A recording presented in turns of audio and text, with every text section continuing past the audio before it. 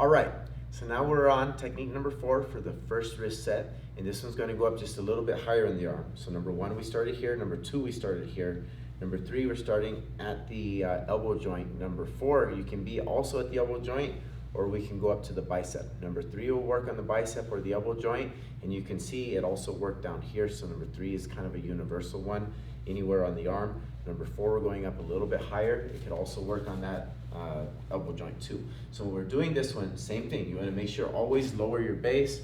2, we want to make sure that we get that grip inside that pit of the thumb here, in between where the webbing is at. That's the pit of the thumb. And I'm making sure I'm grabbing the base right here, wrapping around the back of the hands here. Now from this position, I want to roll my hand up and see how it's like a palm in, and it's like I'm doing a middle block. And at the same time I do this, I want to shift my hips and roll my shoulder.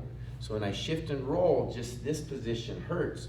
When I back it up with this hand and I shift and roll, that position hurts very much. So let me show you the bend of the wrist really, really quick so you can see a couple more details on this. 1, I roll and I make sure I get a good grip and I compress in. 2, I want to start rolling this hand up, but I use it with the other hand. So I'll show you the roll here. Now I use that hand to roll it up. So his pinky is facing up and to the angle. Now from here, I'm going to roll my shoulder in, but I'm compressing with this hand.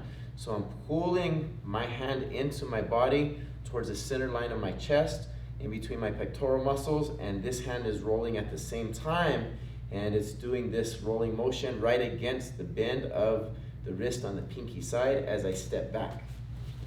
And that puts pressure. Now you don't want to step back too far though. So if I step back too far, it's not good. So it's actually compress in first and then a slight step back. So we do it on the other side. You can see this motion. Same thing. I'm making sure I'm dropping level 1. I'm rolling around. 2. See how my shoulder turns in and it's going out to the angle. As I do that, this hand comes up. So it's shoulder and hand. And see how this hand is going to roll in like a middle block. And from there, it's 1 and 2. Now you can do it across here this way, but if you take that angle, it hurts more. When it goes straight across, it hurts. When it goes up and to the angle, that's where you're gonna have the most amount of pain.